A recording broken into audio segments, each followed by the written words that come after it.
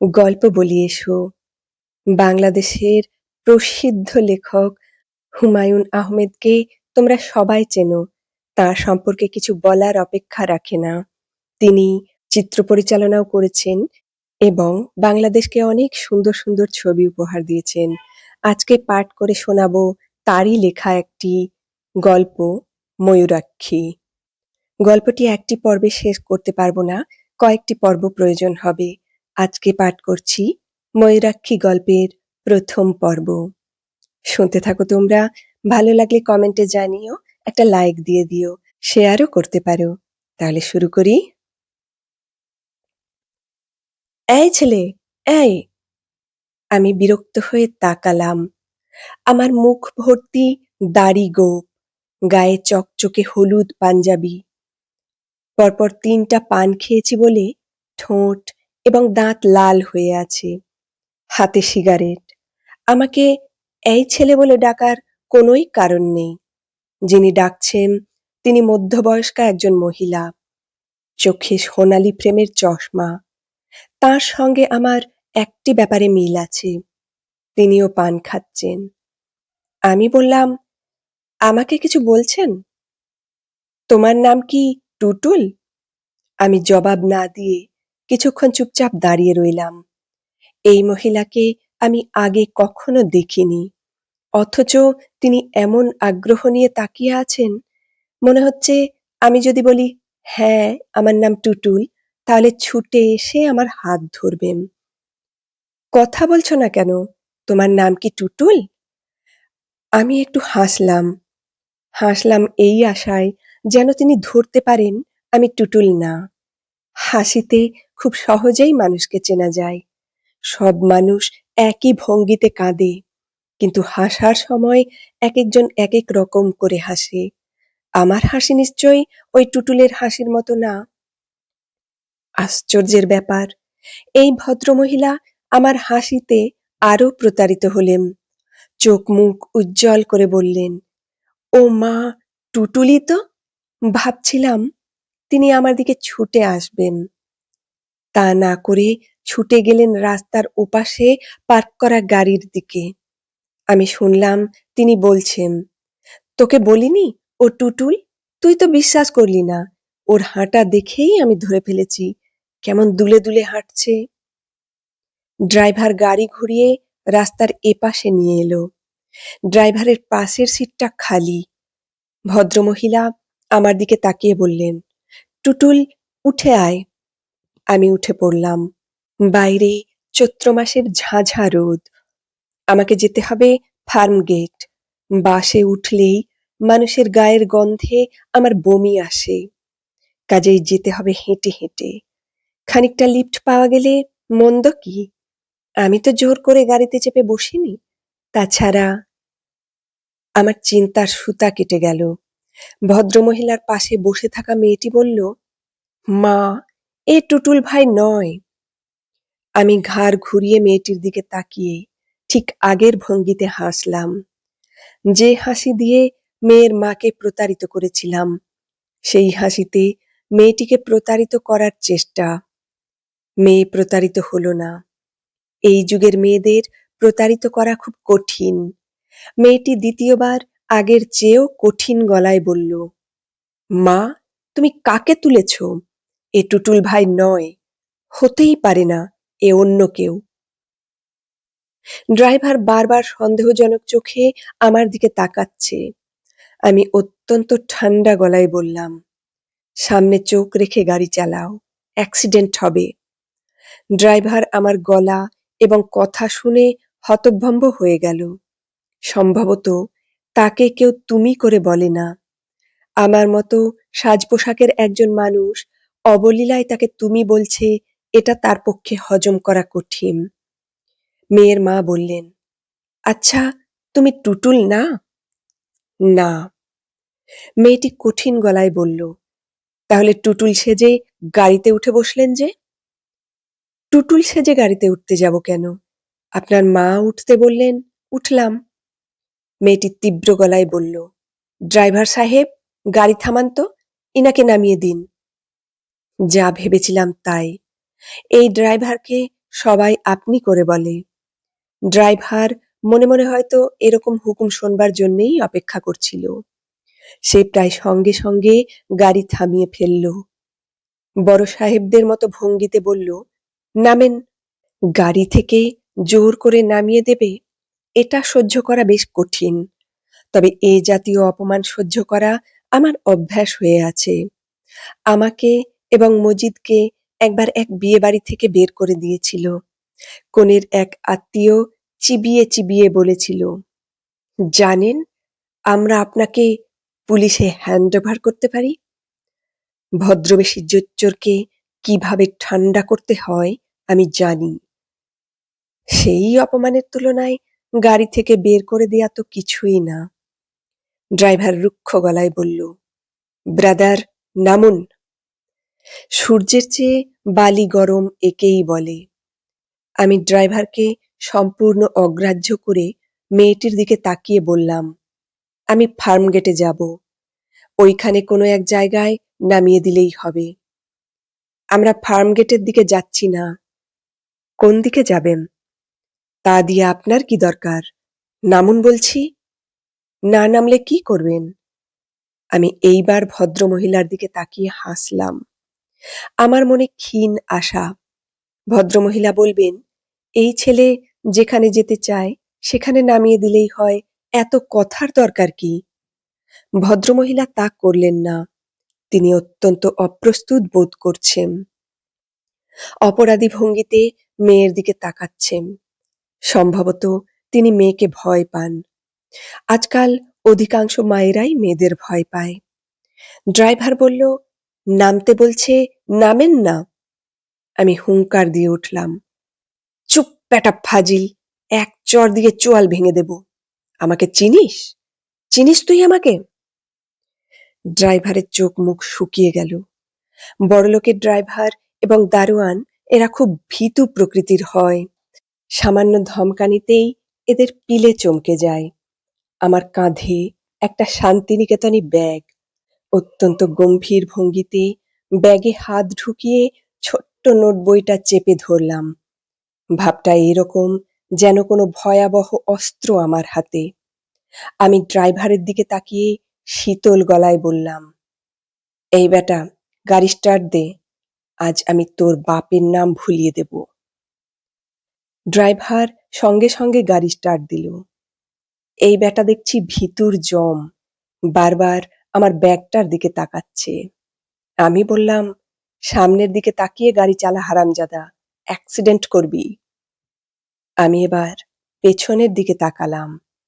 কড়া গলায় বললাম, আদর করে গাড়িতে তুলে পথে নামিয়ে দেওয়া, এটা কোনো ধরনের ভদ্রতা? ভদ্রমহিলা বা তার মেয়ে দুজনের কেউই কোনো কথা বলল না। ভয় শুধু ড্রাইভার একা পায়নি, এরা দুজনও পেয়েছে। মেয়েটাকে শুরুতে তেমন সুন্দর মনে হয়নি, এখন দেখতে বেশ ভালো লাগছে। গাড়ি চড়া মেয়েগুলি সবসময় এত সুন্দর মনে হয় কেন? তবে এই মেয়েটার গায়ের রং আর একটু কম ফর্সা হলে ভালো হতো।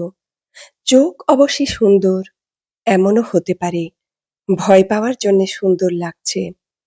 ভীত হরিণীর চোখ যেমন সুন্দর হয়, ভীত তরুণীর চোখও বোধহয় সুন্দর হয়। ভয় পেলেই হয়তোবা চোখ সুন্দর হয়ে যায়। আমি সিগারেট ধরাতে ধরাতে বললাম, গাড়িতে খানিকটা ঘুরবো, জাস্ট ইউনিভার্সিটি এলাকায় একটা চক্কর দিয়ে তারপর যাব ফার্মগেট। কেউ কোনো কথা বলল না।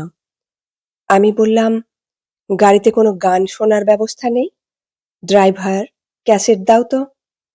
ড্রাইভার ক্যাসেট চালু করে দিল। ভেবেছিলাম কোনো ইংরেজি গান বোধহয় বাজবে।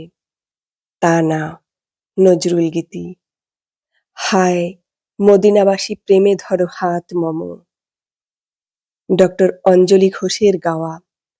এই গানটা আমার পছন্দ, রূপাদের বাসায় শুনেছি। গানটায় আলাদা এক ধরনের মজা আছে, কেমন জানি কাওয়ালি কাওয়ালি ভাব। গাড়ি আচমকা ব্রেক কষে থেমে গেল। আমি কিছু বোঝার আগেই ড্রাইভার হুট করে নেমে গেল। তাকে যতটা নির্বোধ মনে করা হয়েছিল, দেখা যাচ্ছে সে তত নির্বোধ নয়। সে গাড়ি থামিয়েছে মোটর সাইকেলে বসে থাকা একজন পুলিশ সার্জেন্টের গা ঘেঁষে। চোখ বড় বড় করে কি সব বলছে। অঞ্জলি ঘোষের গানের কারণে তার কথা বোঝা যাচ্ছে না। পুলিশ সার্জেন্ট আমার জানালার কাছে এসে বলল, নামুন তো। আমি নামলাম। দেখি ব্যাগে কি আছে। আমি দেখালাম। একটা নোট বই, দুটা বল পয়েন্ট, শীষ ভাঙা পেন্সিল, ৫ টাকা দিয়ে কেনা এক প্যাকেট চিপস।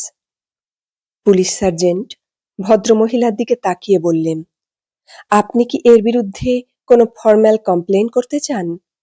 ভদ্রমহিলা তার মেয়ের দিকে তাকালেন। মেয়েটি বলল, অবশ্যই চাই। আমি জাস্টিস এম সোবহান সাহেবের মেয়ে। এই লোক আমাদের ভয় দেখাচ্ছিল, মাস্তানি করছিল। আপনাদের কমপ্লেন থানায় করতে হবে। রমনা থানায় চলে যান। এখন তো যেতে পারবো না, এখন আমরা একটা কাজে যাচ্ছি। কাজ সেরে আসুন, আমি একে রমনা থানায় হ্যান্ডওভার করে দেব। আসামির নাম জানেন তো? না। পুলিশ সার্জেন্ট আমার দিকে তাকিয়ে বলল, এই, তোর নাম কি? আমি স্তম্ভিত হয়ে গেলাম। সে শুরুতে আমাকে আপনি বলেছে, এখন সুন্দর একটা মেয়ের সামনে তুই করে বলছে। এই, তোর নাম বল। আমি উদাস গলায় বললাম, আমার নাম টুটুল। পুলিশ সার্জেন্ট ভদ্রমহিলার দিকে তাকিয়ে বলল, ভুল নাম দিচ্ছে। যাই হোক, এই নামেই বুকিং হবে। হারামজাদারা ইদানিং শেয়ানা হয়েছে, কিছুতেই কারেক্ট নাম বলবে না, ঠিকানা তো বলবেই না। বিশাল কারো গাড়ি হুস করে বের হয়ে গেল। ফার্মগেটে যাওয়া আমার বিশেষ দরকার। ইন্দিরা রোডে আমার বড় ফুপুর বাসায় দুপুরে খাওয়ার কথা। সেই খাওয়া মাথায় উঠল। সার্জেন্ট আমাকে ছাড়বে না, রমনা থানায় চালান করবে বলাই বাহুল্য। জাস্টিসের নাম শুনেছে, বড় কারোর নাম শুনলে এদের হুঁশ থাকে না। আমি এক প্যাকেট সিগারেট কিনে ফেললাম। হাজতে থাকতে হলে সঙ্গে সিগারেট থাকা ভালো। আমার ধারণা ছিল সার্জেন্ট তার মোটর সাইকেলের পেছনে আমাকে বসিয়ে থানায় নিয়ে যাবে। তা করল না। আজকাল পুলিশ খুব আধুনিক হয়েছে। পকেট থেকে ওয়াকি টকি বের করে কি বলতেই পুলিশের জিপ এসে উপস্থিত। অবিকল হিন্দি মুভি। সম্পূর্ণ নিজের বোকামিতে দাওয়াত খাবার বদলে থানায় যাচ্ছি। মেজাজ খারাপ হবার কথা। আশ্চর্যের ব্যাপার, খারাপ হচ্ছে না, বরং মজা লাগছে। অঞ্জলি ঘোষের গানের পুরোটা শোনা হলো না, এই জন্যে অবশ্যই আফসোস হচ্ছে। হায় মদিনাবাসী বলে চমৎকার টান দিচ্ছিল। থানার ওসি সাহেবের চেহারা বেশ ভালো, মেজাজটাও বেশ ভালো। চেইন স্মোকার, ক্রমাগত বেনসন অ্যান্ড হেজেস টেনে যাচ্ছে। বাজারে এখন ৭০ টাকা করে প্যাকেট যাচ্ছে। দিনে ৩ প্যাকেট করে হলে মাসে কত হয়? ২১০ দুগুণ ৩০, ৬,৩০০। একজন ওসি সাহেব বেতন পান কত? এক ফাঁকে জেনে নিতে হবে। ওসি সাহেবরা শুরুতে প্রশ্ন করেন ভাব বাচ্চে। শুরুর কয়েকটি প্রশ্নে জেনে নিতে চেষ্টা করেন আসামি কোন সামাজিক অবস্থায় আছে। তার ওপর নির্ভর করে আপনি, তুমি বা তুই ব্যবহৃত হয়। ওসি সাহেব বললেন, কি নাম? চৌধুরী খালেকুজ্জামান, ডাকনাম টুটুল। কি করা হয়? সাংবাদিকতা করি। কোন পত্রিকায়? বিশেষ কোনো পত্রিকার সঙ্গে জড়িত নই, ফ্রিল্যান্স সাংবাদিকতা। যেখানে সুযোগ পাই ঢুকে পড়ি। টুটুল চৌধুরী নামে লেখা ছাপা হয়, হয়তো আপনার চোখে পড়েছে। পুলিশের ওপর একটা ফিচার করেছিলাম। কি ফিচার? ফিচারের শিরোনাম হচ্ছে একজন পুলিশ সার্জেন্টের দিন রাত্রি। সকাল থেকে সন্ধ্যা পর্যন্ত তাকে কি কি করতে হয় তাই ছিল বিষয়। অবশ্যই এক ফাঁকে খুব ড্যামেজিং কয়েকটা লাইন ঢুকিয়ে দিয়েছিলাম। যেমন বলেছিলাম, এই পুলিশ সার্জেন্ট তার একটি কর্মমুখর দিনে ৩ প্যাকেট বেনসন অ্যান্ড হেজেস পান করেন। তিনি জানিয়েছেন, টেনশন দূর করতে এটা তাঁর প্রয়োজন। অবশ্যই তিনি খুব টেনশনের জীবন যাপন করেন। এই বাজারে দিনে ৩ প্যাকেট করে বেনসন খেলে মাসে ৬,৩০০ টাকার প্রয়োজন। আমাদের জিজ্ঞাস্য, তার বেতন কত? ওসি সাহেব ভুরু কুঁচকে আমার দিকে তাকালেন। আমি হাসি মুখে বললাম, তবে শেষের লাইন ৩টা ছাপা হয়নি।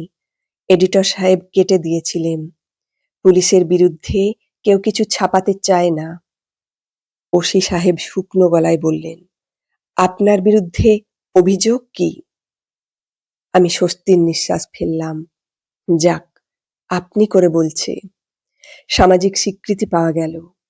এখন চাইলে ১ কাপ চাও চলে আসতে পারে। পুলিশরা উঁচু দরের আসামিদের ভালো খাতির করে, চা সিগারেট খাওয়ায়। আপনি প্রশ্নের জবাব দিচ্ছেন না। আপনার বিরুদ্ধে অভিযোগ কি? অভিযোগ যে কি তা আমি নিজেই জানি না। ওরা অভিযোগ করলে তারপর জানা যাবে। নারী অপহরণের অভিযোগ হতে পারে। নারী অপহরণ? জি, জাস্টিস সাহেবের স্ত্রী এবং কন্যাকে নিয়ে ওদের গাড়িতেই পালাতে চেষ্টা করেছিলাম। মাছের তেলে মাছ ভাজা বলতে পারেন। ওসি সাহেব থমথমে গলায় বললেন, আপনি কি আমার সঙ্গে রসিকতা করার চেষ্টা করছেন? দয়া করে করবেন না। আমি আপনার চেয়েও বেশি রসিক, কাজেই অসুবিধা হবে। জি আচ্ছা, রসিকতা করব না। আপনি কোণার ওই দিকের বেঞ্চিতে বসে থাকুন। হাজতে পাঠাচ্ছেন না? ফাইনাল অভিযোগ আসুক, তারপর পাঠাবো। হাজত তো পালিয়ে যাচ্ছে না। ১ কাপ চা কি পেতে পারি? এটা কোনো রেস্টুরেন্ট না। ওসি সাহেব গম্ভীর মুখে আমার ব্যাগের জিনিসপত্র দেখতে লাগলেন। নোটবইয়ের পাতা উল্টাচ্ছেন। আমি বললাম, ওটা আমার কবিতার খাতা। মাঝে মধ্যে কবিতা লিখি। তার মুখের কাঠিন্য তাতে একটুও কমল না। কবি শুনে মেয়েরা খানিকটা দ্রবীভূত হয়, পুলিশ কখনো হয় না। পুলিশের সঙ্গে কবিতার নিশ্চয়ই বড় ধরনের কোনো বিরোধ আছে। চুপচাপ বসে থাকা অনেকের জন্যেই খুব কষ্টকর। আমার জন্যে ডাল ভাত। শুধু হেলান দেবার একটু জায়গা পেলে আরাম করে শরীরটা ছেড়ে দিয়ে ঘন্টার পর ঘন্টা বসে থাকতে পারি। বেঞ্চিতে হেলান দেওয়ার ব্যবস্থা থাকে না বলে একটু অসুবিধা হচ্ছে। তবে সেই অসুবিধাও অসহনীয় নয়। এই রকম পরিস্থিতিতে আমি আমার নদীটা বের করে ফেলি। তখন অসুবিধা হয় না। নদী বের করার ব্যাপারটা সম্ভবত আপনাদের কাছে পরিষ্কার হয়নি। একটু ব্যাখ্যা করলেই পরিষ্কার হবে। ছোটবেলার কথা, ক্লাস 6-এ পড়ি। জিওগ্রাফি পড়ান মজিদ স্যার। তিনি ক্লাসে ঢুকলে চেয়ার, টেবিলগুলি পর্যন্ত ভয়ে কাঁপে। স্যার মানুষটা ছোটখাটো, কিন্তু হাতের থাবাটা বিশাল। আমাদের ধারণা, ছাত্রদের গালে চড় বসাবার জন্যে আল্লাহ তাআলা স্পেশাল ভাবে স্যারের এই হাত তৈরি করে দিয়েছেন। স্যারের চরেরও নানা নাম ছিল। রামচর, শ্যামচর, যদুচর, মধুচর। এর মধ্যে সবচেয়ে কঠিন চর হচ্ছে রামচর। সবচেয়ে নরমটা হচ্ছে মধুচর। স্যার সেদিন পড়াচ্ছেন বাংলাদেশের নদ নদী। ক্লাসে ঢুকেই আমার দিকে আঙুল বাড়িয়ে বললেন, এই একটা নদীর নাম বলতো, চট করে বল। মজিদ স্যার কোনো প্রশ্ন করলে কিছুক্ষণের জন্যে আমার মাথাটা পুরোপুরি ফাঁকা হয়ে যায়। কান ভোঁ ভোঁ করতে থাকে। মনে হয় মাথার খুলির ভেতরে জমে থাকা কিছু বাতাস কানের পর্দা ফাটিয়ে বের হয়ে যাচ্ছে। কি ব্যাপার? চুপ করে আছিস কেন? নাম বল। আমি ক্ষীণ স্বরে বললাম, আড়িয়াল খাঁ। স্যার এগিয়ে এসে প্রচণ্ড চর বসিয়ে দিলেন। খুব সম্ভব রামচর। হুঙ্কার দিয়ে বললেন, এত সুন্দর সুন্দর নাম থাকতে আড়িয়াল খাঁ? সব সময় ফাজলামি? কানে ধরে দাঁড়িয়ে থাক। আমি কানে ধরে সারাটা ক্লাস দাঁড়িয়ে রইলাম। ঘন্টা পড়ার মিনিট ৫ আগে পড়ানো শেষ করে স্যার চেয়ারে গিয়ে বসলেন। আমার দিকে তাকিয়ে বললেন, "কাছে আয়।" আরেকটা চড় খাবার জন্যে আমি ভয়ে ভয়ে স্যারের কাছে এগিয়ে গেলাম। তিনি বিষণ্ণ গলায় বললেন, "এখনো কানে ধরে আছিস কেন? হাত নামা।" আমি হাত নামালাম। স্যার ক্ষমা চাওয়ার ভঙ্গিতে বললেন, "তোকে শাস্তি দেওয়াটা অন্যায় হয়েছে, খুবই অন্যায়। তোকে নদীর নাম বলতে বলেছি, তুই বলেছিস। আয়, আরো কাছে আয়, তোকে আদর করে দেই।" স্যার এমন ভঙ্গিতে মাথায় এবং পিঠে হাত বুলাতে লাগলেন যে আমার চোখে পানি এসে গেল। স্যার বিব্রত গলায় বললেন, "আমি তোর কাছ থেকে সুন্দর একটা নদীর নাম শুনতে চেয়েছিলাম, আর তুই বললি আড়িয়াল খাঁ।" আমার মেজাজটা গেল খারাপ হয়ে। "আচ্ছা, এখন সুন্দর একটা নদীর নাম বল।" আমি শার্টের হাতায় চোখ মুছতে মুছতে বললাম, "ময়ূরাক্ষী।" "ময়ূরাক্ষী? এই নাম তো শুনিনি। কোথাকার নদী?" "জানি না স্যার। এই নামে আসলেই কি কোনো নদী আছে?" "তাও জানি না স্যার।" স্যার হালকা গলায় বললেন, "আচ্ছা থাক, না থাকলে নেই। এটা হচ্ছে তোর নদী। যা জায়গায় গিয়ে বস। এমনিতেই তোকে শাস্তি দিয়ে আমার মনটা খারাপ হয়েছে। তুই তো দেখি কেঁদে কেঁদে আমার মন খারাপটা বাড়াচ্ছিস। আর কাঁদিস না।" এই ঘটনার প্রায় বছর ৩ পর ক্যান্সারে দীর্ঘদিন রোগ ভোগের পর মফিজ স্যার মারা যান। মৃত্যুর কয়েকদিন আগে স্যারকে দেখতে গিয়েছি। নোংরা একটা ঘরে নোংরা বিছানায় শুয়ে আছেন। মানুষ না, যেন কফিন থেকে বের করা মিশরের মমি। স্যার আমাকে দেখে খুব খুশি হলেন।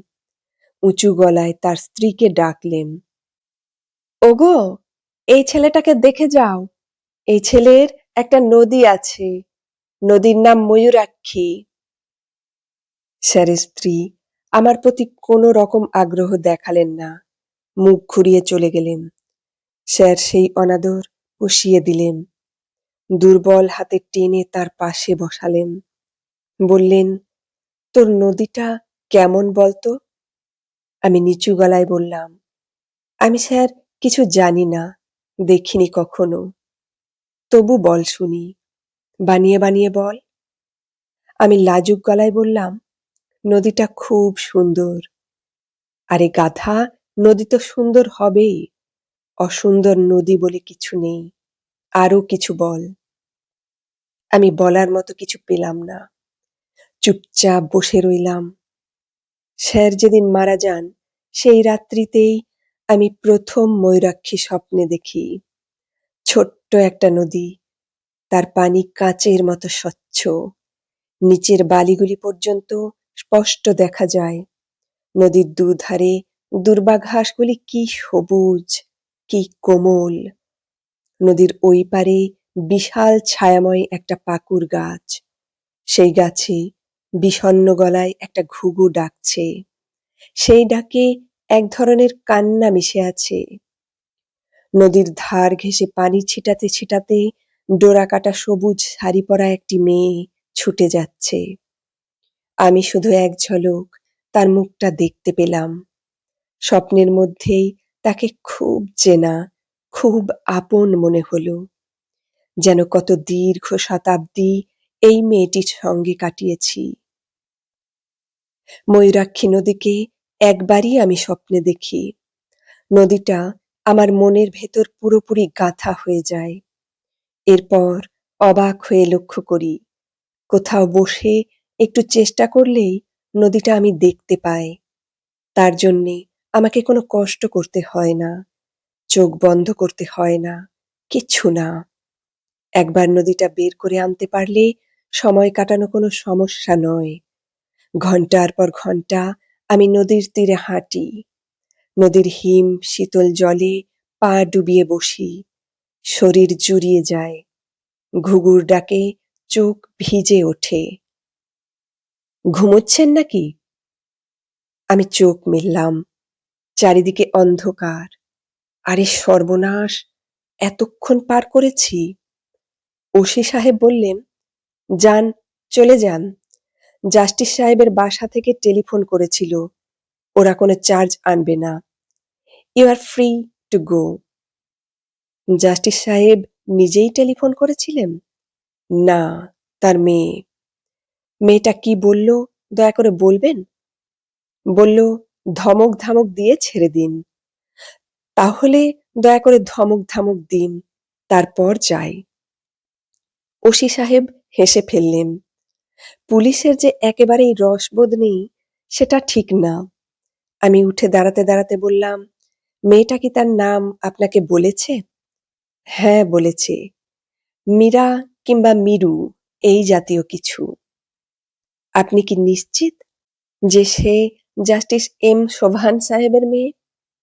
অন্য কেউও তো হতে পারে। আপনি একটা উড়ো টেলিফোন কল পেয়ে আমাকে ছেড়ে দিলেন, তারপর জাস্টিস সাহেব ধরবেন আপনাকে, আইনের প্যাঁচে ফেলে অবস্থা কাহিল করে দেবেন। ভাই, আপনি জানতো। আর শুনেন, একটা উপদেশ দেই, পুলিশের সঙ্গে এত মিথ্যা কথা বলবেন না। মিথ্যা বলবেন ভালো মানুষদের কাছে। যা বলবেন তারা তাই বিশ্বাস করবে।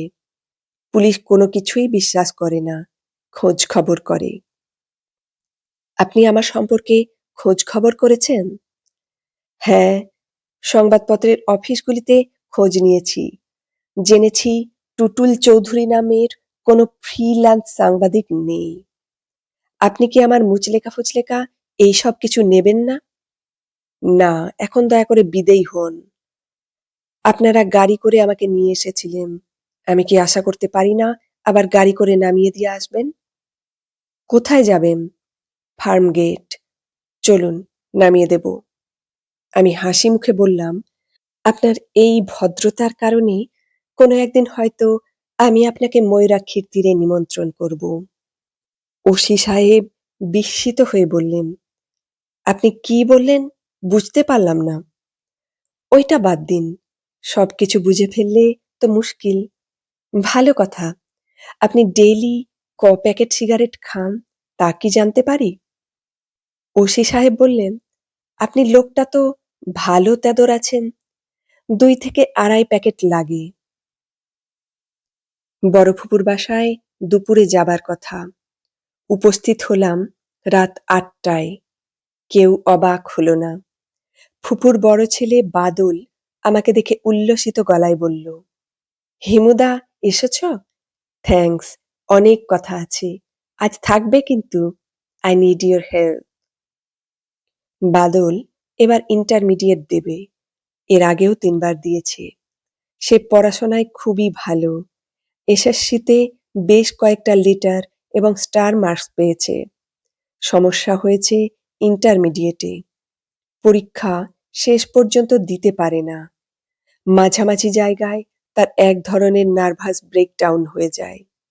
তার কাছে মনে হয় পরীক্ষার হল হঠাৎ ছোট হতে শুরু করে, ঘরটা ছোট হয়, পরীক্ষার্থীরাও ছোট হয়, চেয়ার, টেবিল সব ছোট হতে থাকে। তখন সে ভয়ে চিৎকার দিয়ে ঘর থেকে বের হয়ে আসে। বাইরে আসা মাত্রই দেখে সব স্বাভাবিক। তখন সে আর পরীক্ষার হলে ঢোকে না, চোখ মুছতে মুছতে বাড়ি চলে আসে। দ্বিতীয়বার পরীক্ষা দেবার সময় অনেক ডাক্তার দেখানো হলো, ওষুধপত্র খাওয়ানো হলো, সেবারও একই অবস্থা। এখন আবার পরীক্ষা দেবে। এবারে ডাক্তারের সঙ্গে যুক্ত হয়েছে পীর ফকির। বাদলের গলায়, হাতে, কোমরে নানান মাপের তাবিজ ঝুলছে। এর মধ্যে একটা তাবিজ নাকি জিনকে দিয়ে কোহকাপ নগর থেকে আনানো। কোহকাপ নগরীতে নাকি জিন এবং পরীরা থাকে। আমার বড় ফুপা ঘোর নাস্তিক ধরনের মানুষ এবং বেশ ভালো ডাক্তার, তিনিও কিছু বলছেন না। বাদলেরও দেখি আমার মতো অবস্থা, দাড়ি গোঁফ গজিয়ে হুলস্থুল, লম্বা লম্বা চুল। সে খুশি খুশি গলায় বলল, হিমুদা, আমি পড়াশোনা করছি, খাওয়া দাওয়া শেষ করে আমার ঘরে চলে আসবে। পড়াশোনা হচ্ছে কেমন? হেভি হচ্ছে, একই জিনিস 3-4 বছর ধরে পরছি তো, একেবারে ঝাড়া ঝাড়া হয়ে গেছে। হেমু ভাই, তুমি এমন ডার্ক হলুদ পাঞ্জাবি কোথায় পেলে? গাউছিয়ায়। ফাইন দেখাচ্ছে। সন্ন্যাসী সন্ন্যাসী লাগছে। সন্ন্যাসী উপগুপ্ত মথুরাপুরীর প্রাচীরের নিচে একদা ছিলেন সুপ্ত। যা, পড়াশোনা কর, আমি আসছি। কি আর পড়াশোনা করব, সব তো ভাজা ভাজা। তবু আরেকবার ভেজে ফেল, কড়া ভাজা হবে। বাদল শব্দ করে হেসে উঠল। সেই হাসি হেঁচকির মতোই চলতে থাকলো। আমি অবাক হয়ে তাকিয়ে রইলাম। এই ছেলের অবস্থা দেখি দিন দিন খারাপ হচ্ছে। এতক্ষণ ধরে কেউ হাসে? ফুফু গম্ভীর মুখে খাবার এগিয়ে দিচ্ছেন। মনে হচ্ছে দুপুরে প্রচুর আয়োজন ছিল, সেই সব গরম করে দেওয়া হচ্ছে। পোলাওয়ের টক টক গন্ধ। নষ্ট হয়ে গেছে কিনা কে জানে। আমার পেটে অবশ্যই সবই হজম হয়ে যায়। পোলাওটা মনে হচ্ছে হবে না, কষ্ট দেবে। ফুপু বললেন, রোস্ট আরেক পিস দেব? দাও। এত খাবার দাবারের আয়োজন কি জন্যে, একবার জিজ্ঞেস করলি না? আমি খাওয়া বন্ধ করে বললাম, কি জন্যে? আত্মীয় স্বজন যখন কোনো উপলক্ষে খেতে ডাকে তখন জিজ্ঞেস করতে হয় উপলক্ষটা কি। যখন আসতে বলে তখন আসতে হয়। একটা ঝামেলায় আটকে পড়েছিলাম। উপলক্ষটা কি? রিঙ্কির বিয়ের কথা পাকা হলো। বাহ, ভালো তো। ফুপু গম্ভীর হয়ে গেলেন। আমি খেয়েই যাচ্ছি। টক গন্ধ পোলাও এত খাওয়া ঠিক হচ্ছে না, সেটাও বুঝতে পারছি। তবু নিজেকে সামলাতে পারছি না। যা হবার হবে। ফুপু শীতল গলায় বললেন, একবার তো জিজ্ঞেস করলি না কার সঙ্গে বিয়ে, কি সমাচার? তোমরা নিশ্চয়ই দেখে শুনে ভালো বিয়েই দিচ্ছ। তুই একবার জিজ্ঞেসও করবি না? তোর কোনো কৌতূহলও নেই? আরে কি বলো, কৌতূহল নেই? আসলে এত ক্ষুধার্ত যে কোনো দিকে মন দিতে পারছি না। দুপুরে খাওয়া হয়নি। ছেলে করে কি? Marine engineer. বলো কি? তাহলে তো মালদার পার্টি। ফুফু রাগী গলায় বললেন, ছোট লোকের মতো কথা বলবি না তো। মালদার পার্টি আবার কি? পয়সাওয়ালা পার্টি, এই বলছি। হ্যাঁ, টাকা পয়সা ভালোই আছে। শর্ট না তো? আমার কেন জানি মনে হতো একটা শর্ট টাইপের ছেলের সাথে রিঙ্কির বিয়ে হবে। ছেলের হাইট কত? ফুপুর মুখটা কালো হয়ে গেল। তিনি নিচু গলায় বললেন, হাইট একটু কম, উঁচু জুতা পরলে বোঝা যায় না। বোঝা না গেলে তো কোনো সমস্যাই নেই। তাছাড়া বেটে লোক খুব ইন্টেলিজেন্ট হয়। যত লম্বা হয় বুদ্ধি তত কমতে থাকে। আমি এখনো পর্যন্ত কোনো বুদ্ধিমান লম্বা মানুষ দেখিনি। সত্যি বলছি। ফুপুর মুখ আরো অন্ধকার হয়ে গেল। তখন মনে পড়ল, কি সর্বনাশ! ফুপা নিজেই বিরাট লম্বা, প্রায় 6 ফুট। আজ দেখি একের পর এক ঝামেলা বাঁধিয়ে যাচ্ছি। তুই যাবার আগে তোর ফুফার সঙ্গে কথা বলে যাবি। তোর সঙ্গে নাকি কি জরুরি কথা আছে। No problem. আর রিঙ্কির সঙ্গে কথা বলার সময় জামাই লম্বা কি বেঁটে এ জাতীয় কোনো কথাই বলবি না। বেঁটে লোকেরা যে জ্ঞানী হয় এই কথাটা ঠিক কায়দা করে বলবো? তোর কিছুই বলার দরকার নেই। ঠিক আছে, ঠান্ডা পেপসি টেপসি থাকলে দাও। তোমরা তো কেউ পান খাও না, কাউকে দিয়ে 3টা পান আনাও তো। এতক্ষণ শুনছিলে হুমায়ুন আহমেদের লেখা ময়ূরাক্ষী গল্পের প্রথম পর্বের পাঠ। কেমন লাগলো গল্পটা কমেন্টে জানিও। ভালো লাগলে একটি লাইক দিয়ে দিও। আর যারা এখনো আমার চ্যানেলটি সাবস্ক্রাইব করনি তারা সাবস্ক্রাইব করে নিয়ে আমার পাশে থাকো। অবসরে শুনতে থাকো বিভিন্ন ধরনের গল্প পাঠ। যারা সাবস্ক্রাইব করে নিয়েছো তাদের জন্য রইল অপরিসীম শুভকামনা। ভালো থেকো সবাই। পরের পর্ব নিয়ে আবার হাজির হব। আজ আসি।